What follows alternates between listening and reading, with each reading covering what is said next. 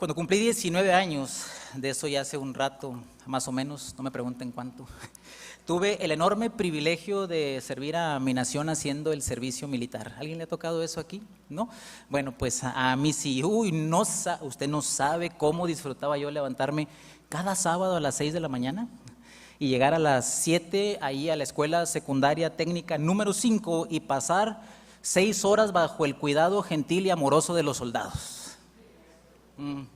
Cada sábado a las 7 de la mañana se pasaba revista de los asistentes y nos mantenían en posición de firmes. Y ya saben, ¿no? Entre los que asistíamos al servicio militar siempre había uno que otro despistado que no le daba mucha importancia a eso de la disciplina, y en ese momento está pensando, ese eras tú, ¿verdad? No, pero no era yo, ¿sí? Y siempre había alguien que hacía un comentario fuera de lugar en ese ambiente donde se exigía mucho respeto. En una ocasión nos visitó un oficial de alto rango, no recuerdo si era capitán o general, pero era bastante estricto, y cuando dio la orden de firmes, a uno de estos amigos se le ocurrió decir algo, y que lo escucha. Mire, dio media vuelta con esa formalidad que caracteriza a una persona de ese rango y le dio lo que para mí ha sido la regañada de su vida. De eso ya pasaron más de 20 años y estoy casi seguro que a este amigo todavía no se le olvida. La voz de ese oficial representaba autoridad, solemnidad, y en ese ambiente demandaba obediencia. Y tú dices, hermano, ¿y qué tiene que ver esto con el 9º mandamiento? Bueno, lo que te acabo de narrar ilustra de manera muy simplificada el contexto bajo el cual el mandamiento fue dado. Los 10 mandamientos fueron dados en el contexto de un acontecimiento bastante singular y único para esta naciente nación de Israel. Recordemos, están al pie del monte Sinaí, y es allí donde Dios se presenta delante de ellos y establece un pacto bajo el cual deben vivir como nación especial de Dios. Y mire capítulo 19, versículos 3 al 6, donde dice: y Moisés subió a Dios, y Jehová lo llamó desde el monte diciendo: así dirás a la casa de Jacob y anunciarás a los hijos de Israel. Vea esa repetición intencionada de quién se está dirigiendo Dios. Vosotros visteis lo que hice a los egipcios y cómo os tomé sobre alas de águilas y os he traído aquí. Les está recordando el acto de redención al haberlos sacado de Egipto. Versículo 5, ahora pues, si dieres oído a mi voz y guardares mi pacto, vosotros seréis mi especial tesoro sobre todos los pueblos, porque mía es toda la tierra, y vosotros me seréis un reino de sacerdotes y gente santa. Estas son las palabras que dirás a los hijos de Israel. Entonces, básicamente, Dios les está diciendo: yo los liberé para que sean mi gente, y chécate por favor cómo los describe. Da 3 maneras en que Dios piensa de su pueblo. Les llama mi especial tesoro, reino de sacerdotes y nación santa. Ahora, no sé si viste la condicionante de este pacto, versículo 5, donde dice: ahora pues, si dieres oído a mi voz y guardareis mi pacto. Es el pacto que se hace con Dios en el Sinaí para ser el Dios entre Dios e Israel. Ahora, nota versículo 8 lo que responde el pueblo. Y todo el pueblo respondió a una y dijeron: todo lo que Jehová ha dicho haremos. Y Moisés refirió a Jehová las palabras del pueblo. Versículo 8 es como echar las firmas. Dios ya dio las condiciones y el pueblo aceptó. Entonces, resumiendo el resto del capítulo 19, Dios se manifiesta de una manera sorprendente y tronante, léalo por favor en casa, para hablar con Moisés y para que el pueblo escuche lo que Dios tiene que decir. Esta es una voz superior al oficial del ejército que demanda atención y obediencia. Mire versículo 9. Entonces Jehová dijo a Moisés: he aquí yo vengo a ti en una nube espesa, para que el pueblo oiga mientras yo hablo contigo, y también para que te crean para siempre. Al hablar Dios a su pueblo de la manera en que lo hizo, les está comunicando la solemnidad del pacto y las implicaciones que tiene para ellos. Y es en este contexto de Dios hablando donde Él en Éxodo 20 da los 10 mandamientos, donde revela su voluntad y la manera en que el pueblo del pacto debe vivir. Es una nación bajo un único Dios, digno de reverencia, que le adora de manera especial en un día y que refleja en su vida cotidiana su amor y obediencia a Él en las relaciones familiares, en el valor de la vida, la pureza matrimonial, el respeto a la propiedad, que habla verdad y promueve la virtud. Con eso básicamente estamos resumiendo los 10 mandamientos. Así que el 9º mandamiento, no hablarás contra tu prójimo falso testimonio, tiene como propósito principal reflejar el carácter del Dios revelado y cuidar la integridad o reputación de mi hermano. Lo repito, el 9º mandamiento tiene como propósito principal reflejar el carácter del Dios revelado y cuidar la integridad y reputación de mi hermano. Desobedecerlo atenta contra el carácter de Dios y de mi hermano. Ahora, ¿sabe quién fue el primero en cometer este pecado? Adán. Porque cuando es confrontado por Dios, ¿cómo Adán da falso testimonio? O sea, acepta su responsabilidad. No, ¿qué dice? No, yo no fui, no fue ella, no. Pero Dios llama la atención a él. Y no solamente dice falso testimonio contra su mujer, dice falso testimonio contra Dios, porque le dice, la mujer que tú me diste. Así como algunas veces dicen ustedes, ¿verdad?, cuando se enojan en la casa, pero no. Ahora, dado que usted y yo tenemos un corazón tendencioso que busca su propio beneficio sin considerar a los demás, que se excusa fácilmente con palabras y mentiras, necesitamos recordar quiénes somos en Cristo y con su gracia y el poder del Espíritu Santo hablar verdad, reflejando que somos gente de Dios.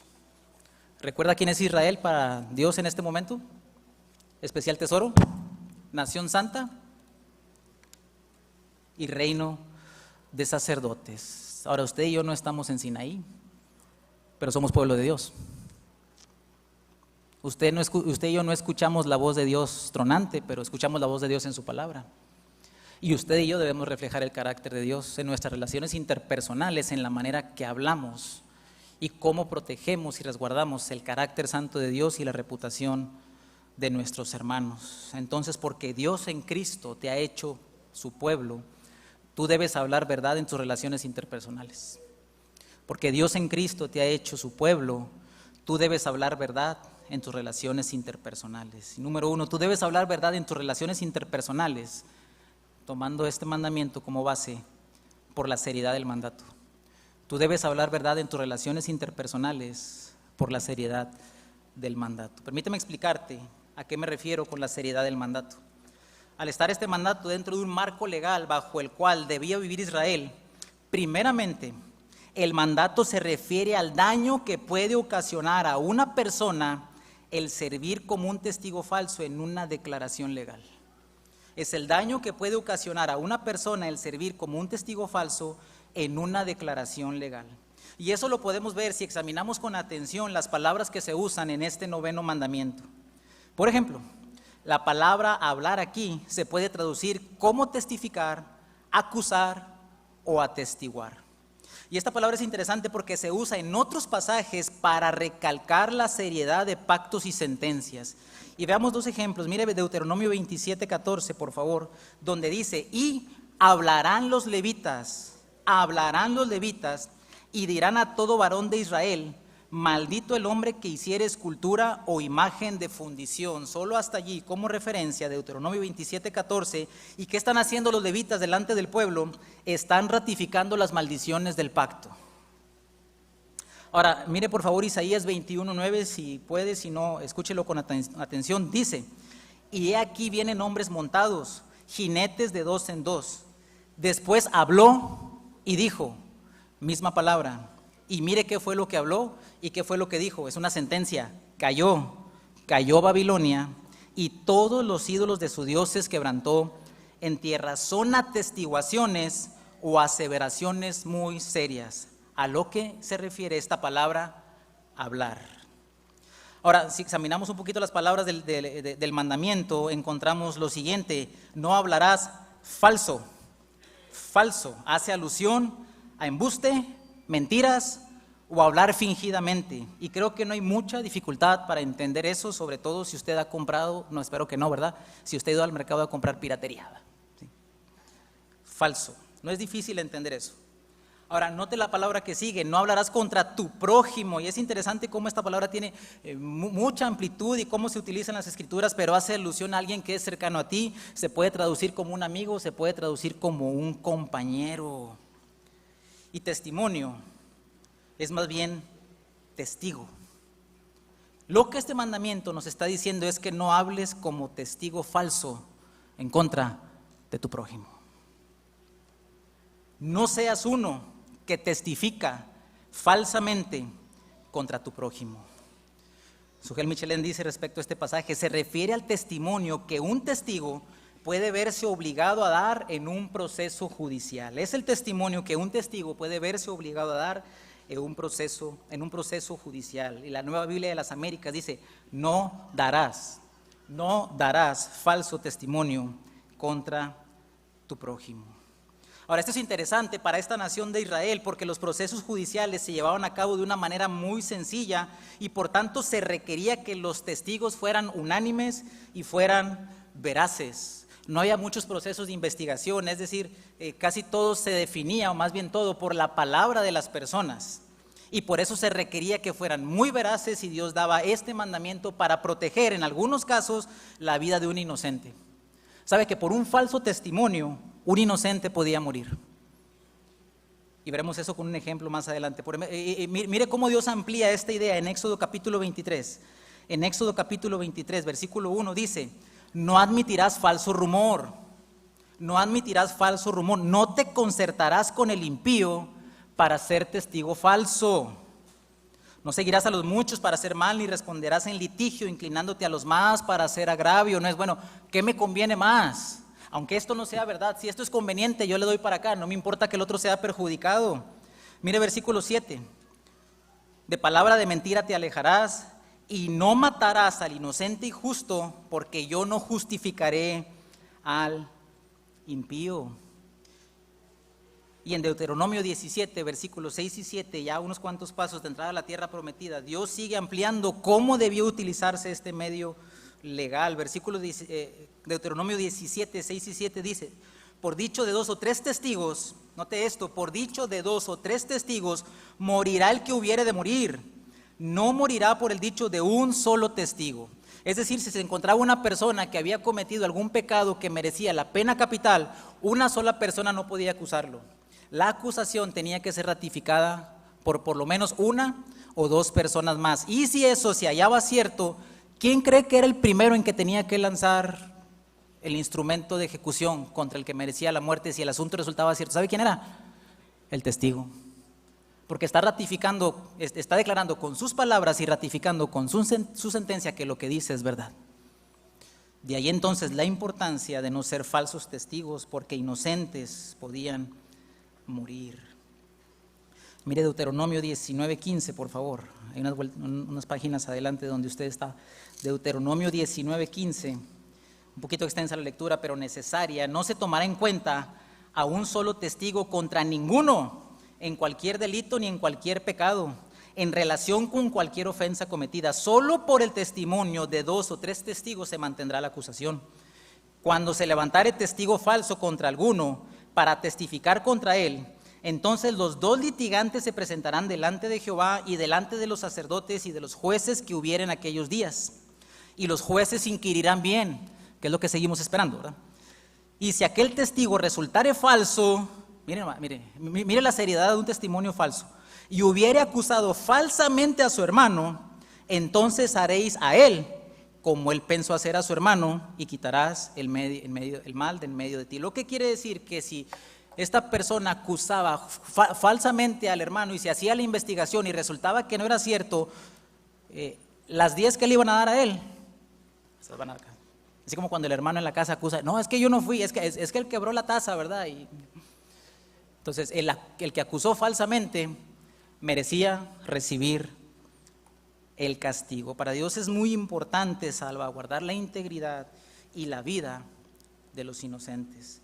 Ahora, No es verdad que eso acontecía seguidamente en las Escrituras. Usted recuerda, por ejemplo, este caso donde este rey Acab codició la viña de Nabot y no la podía tener y se fue a su casa a hacer berrinche y luego le dijo a Jezabel, y Jezabel dijo: no, yo me encargo, yo te la consigo, y levantaron 2 testigos falsos hablando en contra de Nabot para que Nabot muriera y Acab pudiera quedarse con la viña. Entonces, hermano, ahí está, son 2 testigos falsos, pero mire qué corazón tan perverso que usan las Escrituras para su propio beneficio. O sea, ¿quieres 2 testigos? Aquí están, pero falsos. ¿No fue lo mismo que sucedió con Esteban? Levantaron testigos falsos contra Esteban y no fue lo mismo que hicieron contra nuestro Señor Jesús. Levantar testigos falsos. Hermano, ¿qué corazón? ¿Qué corazón? Dar falso testimonio era y es hasta hoy una falta muy grave delante de los hombres y sobre todo delante de Dios. Sigue siendo tal la importancia de la verdad en este tipo de procesos que a los testigos en juicio se les llama a decir la verdad y toda la verdad y nada más que la verdad. Y los que han visto ciertas series de televisión de abogados saben a qué me refiero. D.L. Moody dice en su libro Los 10 mandamientos razonables: no es una condenación que los hombres tengan que ser puestos bajo juramento para asegurarse de decir la verdad. Como delito legal, el perjurio, que es la presentación de falso testimonio bajo juramento, es uno de los delitos más graves que se pueden cometer. Casi todas las naciones civilizadas le adjudican un castigo severo. A menos que se controle con prontitud, sacudirá los cimientos de la sociedad. De ahí que entonces que a un testigo falso, si se descubre, se le acusa legalmente de perjurio, testificar falsamente. El Catecismo de Westminster dice: los pecados que se provienen en el 9º mandamiento son todo perjuicio de la verdad y del buen nombre de nuestros prójimos, como también del nuestro, especialmente ante los tribunales públicos.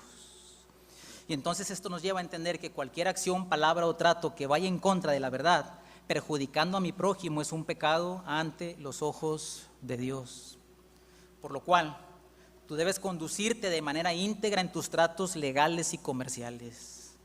No falsees, no digas, no testifiques nada que no sea verdad para obtener un bien en tu favor y que dañe a tu prójimo. Que lo que vendes valga lo que cuesta. Porque si tú vendes un carro diciendo que funciona y no funciona, tú estás dando falso testimonio contra tu prójimo.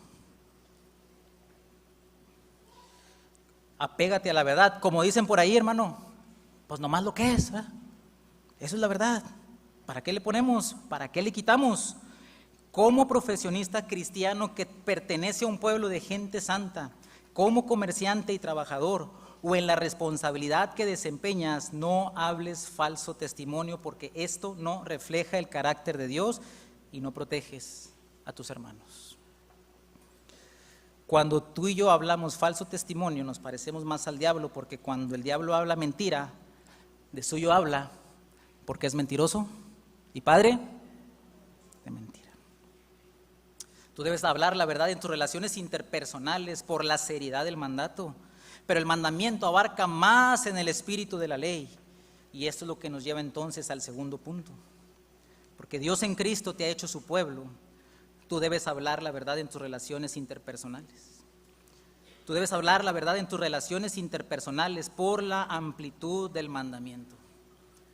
Dijimos primeramente que por la seriedad del mandamiento, pero ahora también por la amplitud del mandamiento. ¿A qué me refiero con la amplitud del mandamiento? Gracias por preguntar, he estado toda la semana esperando para poder contestarte. Ahí te va. Dado que el mandamiento prohíbe hablar falsedad en contra de mi prójimo, implica abstenerme de decir cualquier cosa que dañe su reputación. Citando de nuevo a Sugel Michelena, hay 2 cosas que este mandamiento protege: la reputación ajena y la verdad. La reputación ajena y la verdad. Y digo sí, porque conociéndote, de seguro ya estás como los fariseos que se justifican a sí mismos diciendo: sí, hermano, dígales a todos esos que hacen tratos comerciales, predíquelos a los abogados. Yo nunca he ido a un tribunal y si fuere, mire, la pura verdad. Sí, así son los fariseos, ¿verdad? Sí, ya. Tú ya estás pensando en otros menos en ti. Por eso Jesús aplicó el espíritu de la ley en el Sermón del Monte.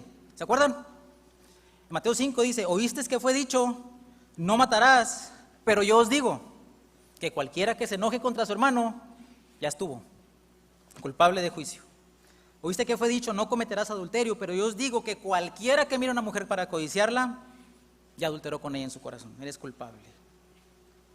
Así que el 9º mandamiento en su amplitud protege la reputación del prójimo. Dios nos manda a proteger la reputación de nuestros hermanos, evitando palabras, comentarios o mentiras difamatorias, porque estas cosas son las que derivaban después en malos entendidos o en que inocentes murieran. No digas de tu hermano algo que no es. No digas de tu hermano algo que él no es.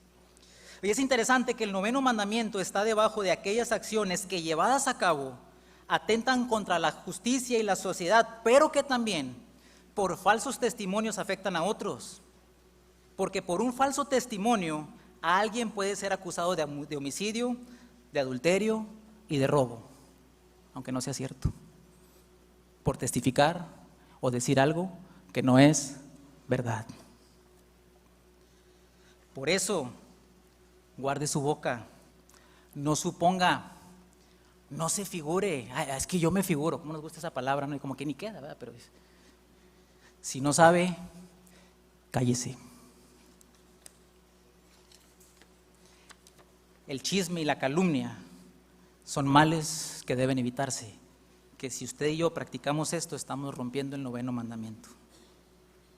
Proverbios 16:28 dice, el hombre perverso levanta contiendas y el chismoso aparta a los mejores amigos.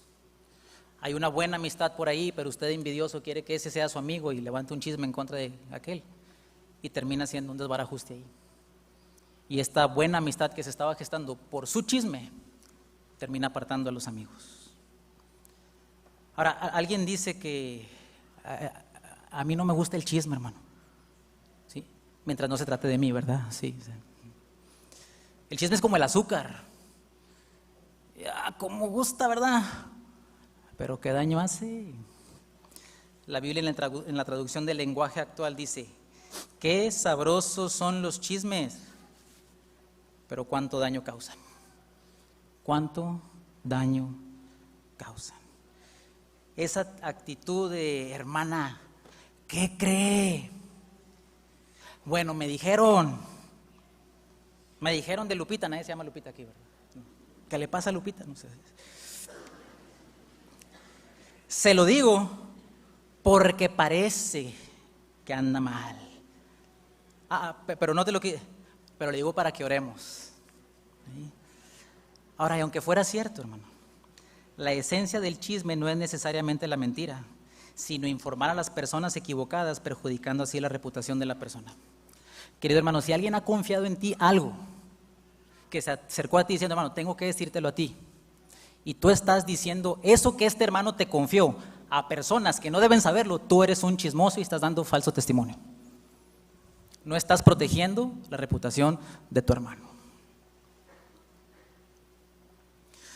De hecho, el Catecismo de Westminster dice que debemos desanimar a los chismosos.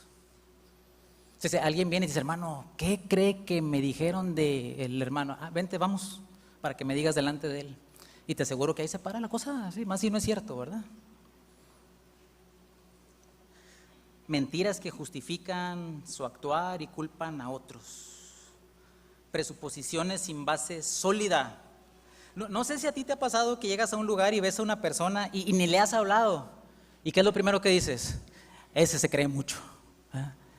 Ni te has acercado a saludarlo, no sabes ni cómo se llama, no sabes ni dónde vive. El hermano se bajó del camión y tú andas diciendo y no tiene nada malo andar en camión. A mí me encanta el Mercedes verde que pasa por aquí, ¿sí? Pero ya estás presuponiendo sin conocerlo. Y no solamente te lo dices a ti y luego se lo dices a... ¿Ya viste, amor, ese hermano? No, para mí que no. Estás dando falso testimonio. No es cierto, no sabes, nada más presupones. Los jóvenes, ¿cómo se suponen? Es que mis padres no me quieren. Si no te quieren, ¿por qué te tienen en la casa y te alimentan y te mandan a la escuela? Y nada más porque un día no te dieron permiso para ir a tal o cual lugar. Solo presupones.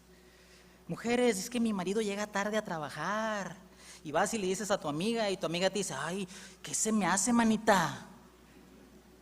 Y tú, ay, sí, dime, sí. Es sabroso el chisme, sí. Hermana, si se le hace, pues pregúntele. Hombres, a mi esposa no le importo, es que no me atiende. Y ya le preguntaste cómo está. O sea, tú nomás llegaste y presuponiste que, como se diga, que tu esposa en ese momento no tiene tiempo para ti, que no sé qué, y tú no sabes cómo le fue en el día, tú no sabes cuántos pañales tuvo que cambiar, tú no sabes si se le rompió la vajilla que le habían regalado hace 18 años cuando se casó, no, porque me acaba de pasar. Tú no sabes, presupones y te enojas, y en vez de hablar con tu esposa vas y te metes a Netflix y ya creaste un asunto por algo que ni siquiera era cierto. Profe, es que no hice la tarea porque me ocupé en la misión, en la iglesia, buscando primero el reino de Dios y su justicia. Y la verdad es que fuiste un negligente, porque hablaste una mentira. ¿Y eso cómo afecta a mi prójimo? ¿Cómo afecta a mi profesor? Afecta en que él se preparó para darte una clase y esperaba que cumplieras y tú no respetaste el tiempo que el maestro invirtió para preparar esa clase. Calumnias. Es interesante que cuando Pablo habla de este asunto respecto a, pues a las hermanas, me tengo que decir, ¿verdad? Dice en Tito capítulo 2, versículo 3, las ancianas asimismo sean reverentes en su porte, no calumniadoras, y la palabra calumnia viene de diabolos, o sea, que no sean diablas. Es que yo estoy enojada hoy, pues porque el pastor no me saludó. Ay, se cree mucho porque fue a Simeon Trust y ahora no me habla, ¿no? Ya viste, y eso que ahora son 4 y ni siquiera se fija en mí, ¿verdad? Y no te diste cuenta que el hermano no te vio. Mira, Luis se está quedando sordo, a lo mejor no te escuchó. Yo batallo con los ojos ya. El hermano Nacho está viejito, compréndelo. Sí. Y Miguel anda ocupado con sus bebés. Pero tú ya te vas diciendo, no me saludó, si yo le interesara, si se interesara en mi vida espiritual, me hubiera buscado, me hubiera hablado, me hubiera dicho. Y eso dice que todos debemos amar, ¿no sabes? Y andas calumniando ahí. ¿Ya viste el carro que trae el hermano? Uy, ¿en qué andará? No, y deja tú, no solamente te fijas en el carro, te fijas en la Biblia que trae, ¿verdad? O sea, si trae una Biblia buena, grande, y no como la tuya, ¿verdad? De esas de las que regalan aquí, de pasta blandita. Dices, no, hasta una Biblia de estudio trae de esa de las caras. Ha de ser narco y con eso la despista, ¿verdad? Sí. Citando de nuevo a D.L. Moody, dice, no te gusta que nadie dé falso testimonio en contra de ti o arruine tu carácter o reputación, entonces, ¿por qué hacerlo con los demás? Moody sigue diciendo, los calumniadores se comparan con las moscas, en que siempre se posan en las llagas, pero no tocan las partes sanas de los hombres. Fin de la cita. En otras palabras, expertos en ver lo malo y magnificarlo. Tú y yo tenemos en los ojos como un malómetro. ¿Sí sabes qué es un malómetro, no? ¿Sí? O sea, llega un hermano, una familia, y eres experto en ver, primero, malo. En un ratito. Otras maneras en que damos falso testimonio y afectamos, exageración. Mano, ¿cómo le fue? Oh, hermano, hubieras visto, no, es tremenda la situación que estoy enfrentando. No, ni Job, brother, ni Job, en serio. Mi situación sí es, sí. Él no sabe sufrir, yo sí. Tergiversación, insinuación y falta de cumplir nuestros compromisos. Uy, padres de familia, ¿cuántos falsos testimonios hemos dado delante de nuestros hijos? ¿Cuántas veces les hemos dicho, ahora sí, mijo, esta vez me enojé, me exalté contigo, no debí hablarte así, la última? Y termina la semana de exámenes y al chamaco no le fue tan bien en matemáticas, como si a ti siempre te fuera bien en matemáticas, ¿verdad? ¿Y qué es lo primero que haces? Mira, te dije, ¿sabes qué? Para eso te tengo en la escuela. Si lo único que haces es estudiar. Pues se supone que es lo que tú hacías también y también reprobabas. Promesas incumplidas a nuestros muchachos. Promesas incumplidas a nuestras esposas.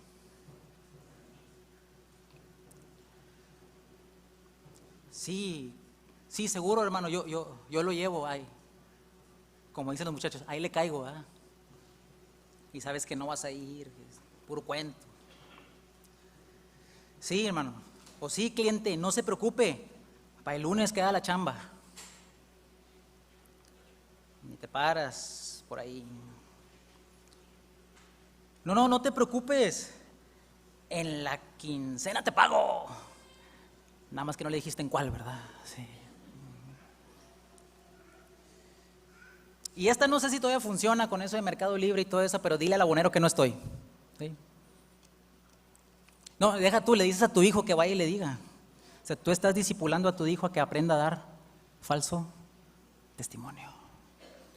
¿Y cómo perjudica eso a él? Pues es su trabajo, que venga y me cobre las veces que sea necesario, ¿no?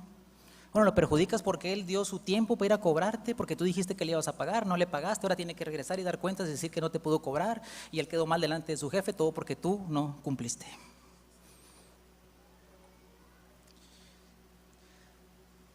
Y usted piense en todas las cosas en las que se puede aplicar esto. Y estoy hablando de que hablamos mentiras y que no cuidamos a nuestros hermanos, que no nos importa afectar a otras personas porque estamos dispuestos a dar falso testimonio, y no necesariamente porque no queremos dañar, sino más bien porque nos queremos ¿qué? Proteger. Tú y yo estamos más interesados en protegernos a nosotros mismos cuando rompemos el 9º mandamiento. Y esa es la esencia misma del egoísmo. Así no vive un pueblo que es especial tesoro, reino de sacerdotes y nación santa. Mira Proverbios 6:16.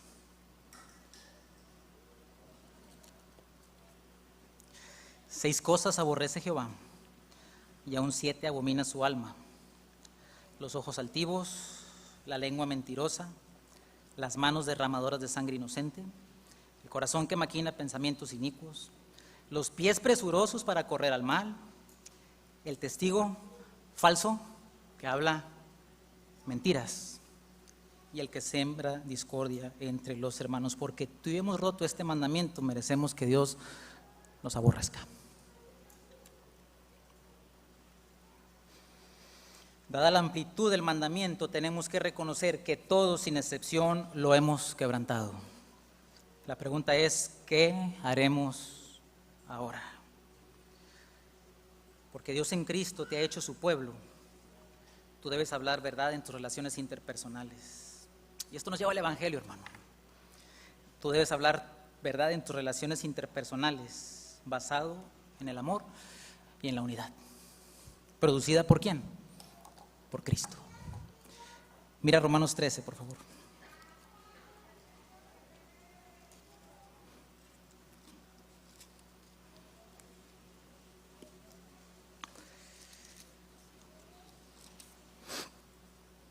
Romanos 13, versículo 8 al 10 dice: no debáis a nadie nada, sino el amaros unos a otros, porque el que ama al prójimo ha cumplido la ley. Ahora note cómo amplía Pablo la idea: porque no adulterarás, no matarás, no hurtarás, no dirás falso testimonio, no codiciarás, y cualquier otro mandamiento en esta sentencia se resume: amarás a tu prójimo como a ti mismo. El amor no hace mal al prójimo, al hermano, al amigo, al compañero. Así que el cumplimiento de la ley es el amor. Dice, hermano, ¿cómo le hago con este asunto? Piensa en Cristo. Pídele su gracia para que puedas obedecer. Recuerda el amor de Cristo por ti, cómo eso te lleva a amar a tu hermano al que tú no le quieres hacer mal. ¿Cómo voy a testificar, decir algo que es mentira contra alguien a quien amo?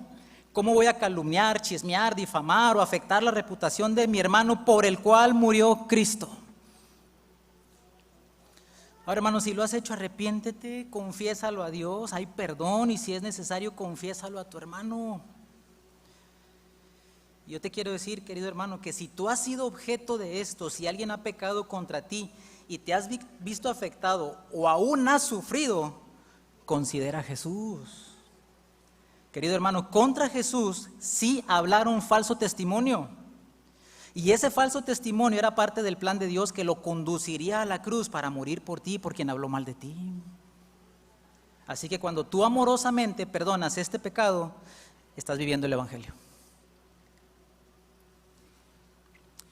Y otra manera en que podemos sobrellevar estas situaciones, sean reales o falsas, es no teniendo más alto concepto de nosotros del que debemos tener.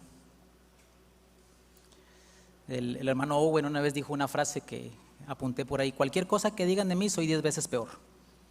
Está en Primera de Owen, sí, ahí usted la busca. Sí.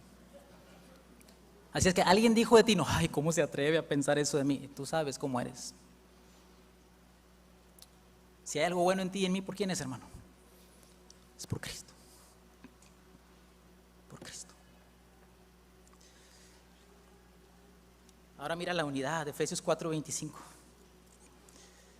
Efesios 4:25. Este versículo suena como la contraparte exacta o el aspecto positivo del 9º mandamiento. Por lo cual,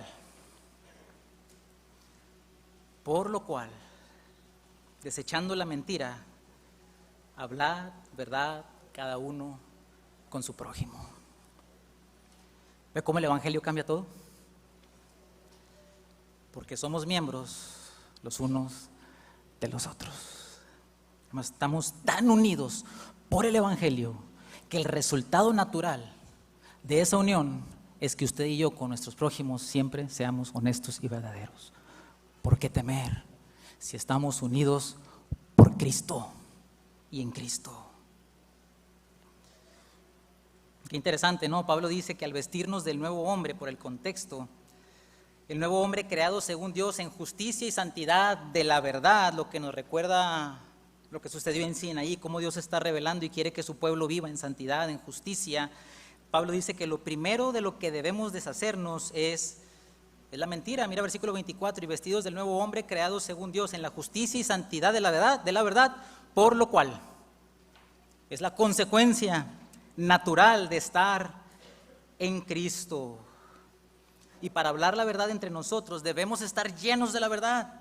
Debemos ser gente de Biblia, que estamos creciendo en el conocimiento de Dios, que estamos estudiando las Escrituras, que podemos animarnos y exhortarnos unos a otros en amor, compartiendo la palabra. Que en nuestras reuniones, en nuestras pláticas, cuando tenemos aquí los tiempos de servicio de adoración y Santa Cena, los grupitos en los que nos reunimos, podemos hablar de 1000 cosas y se nos olvida un versículo, se nos olvida comunicar un atributo de Dios en el que hemos estado trabajando, se nos olvida compartir una verdad que esa semana fue de impacto para nosotros, pero lo demás, hable y hable de cosas que no son necesariamente malas, pero Dios nos llama a hablarnos verdad. Esta misma semana, hermano, te reuniste con alguien con que pudiste compartir una verdad del Evangelio, hablaste verdad con tu prójimo. Dije, hermano, este atributo de Dios, no sabes, esta semana como me ha impactado mucho. En la prueba que estabas teniendo, y luego tú escuchas, sí, hermano, sí, no, sí, gracias, no, sí, no, es que estoy bien triste porque Pachuca ganó, yo no quería que ganara Pachuca, va a decir. Dice, hablar verdad. Hablar verdad a veces puede ser incómodo. Pero no hacerlo, es decir, no hablar la verdad cuando es necesario, también es falso testimonio. Porque si yo te digo que tú estás bien en tu pecado y te solapo, pensando que no pasa nada, estoy dando falso testimonio contra ti y contra las Escrituras. Así es que algunas veces la verdad que te vamos a decir o que nos van a decir, ¿qué? No nos va a gustar, pero es lo que necesitamos, que se nos hable verdad. ¿Qué atributo de Dios puedes comunicar esta mañana que has estudiado y te ha movido a amar más a Dios y a tus hermanos? Me da cierta risilla, casi yo no me río, ¿verdad? Cuando pregunto a personas, ¿cómo van con su lectura? Y me dicen algo así como, no, hombre, hermano, es que no he tenido tiempo, ya sabe, el trabajo, las actividades, el estrés. ¿Te fijas cómo están dando falso testimonio, pero contra ellos? Son los mismos que tienen 1000 cosas para todo, menos para Dios. Cristo en el Evangelio nos llama al amor y a la unidad, y por esa verdad y por esa realidad, usted y yo podemos con su gracia cumplir el 9º mandamiento, por gracia. Y concluimos, la seriedad y la solemnidad del 9º mandamiento nos dirige urgentemente al Evangelio. De manera interesante, en Apocalipsis 1, vaya por favor a Apocalipsis 1.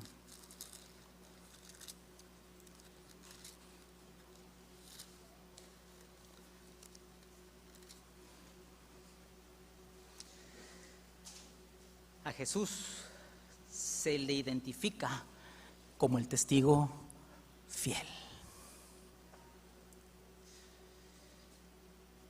Versículo 4, Apocalipsis 1:4, Juan a las 7 iglesias que están en Asia, gracia y paz a vosotros, del que es y que era y que ha de venir, y de los 7 espíritus que están delante de su trono, y de Jesucristo, el testigo fiel, el único y verdadero testigo fiel. Este testigo fiel fue juzgado por ti y por mí como si él hubiera roto el 9º mandamiento, como si él hubiera hablado falso testimonio y muriendo la muerte que tú y yo merecemos. Él es el testigo fiel, nosotros los testigos infieles que hemos roto el 9º mandamiento, y él murió por nosotros. Queridos hermanos, tenemos esperanza en Jesús, nuestro testigo fiel. 2 Corintios 5:21 dice, al que no conoció pecado, por nosotros lo hizo pecado, para que nosotros fuésemos hechos justicia de Dios en él.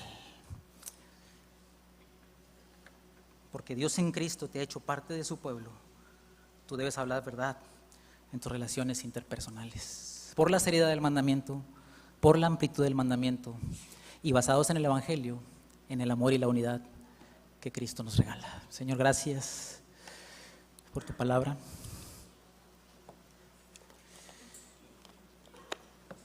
No hay nadie aquí hoy, Señor, empezando conmigo, que pueda declararse justo delante de ti. Señor, pero no estamos aquí por nosotros. Estamos aquí por tu iniciativa, por tu gracia. Porque al vernos en nuestra condición de pecado, tú permitiste en tu plan soberano que Jesucristo, el testigo fiel, viviera de manera perfecta delante de ti y cumpliera por nosotros lo que nosotros no podemos cumplir delante de ti. Y por el testigo fiel es que ahora tú nos ves a nosotros como fieles. Oh Señor, somos tan infieles que no pasarán muchas horas cuando salgamos de aquí, cuando ya te habremos fallado. Pero gracias que Jesús permanece fiel.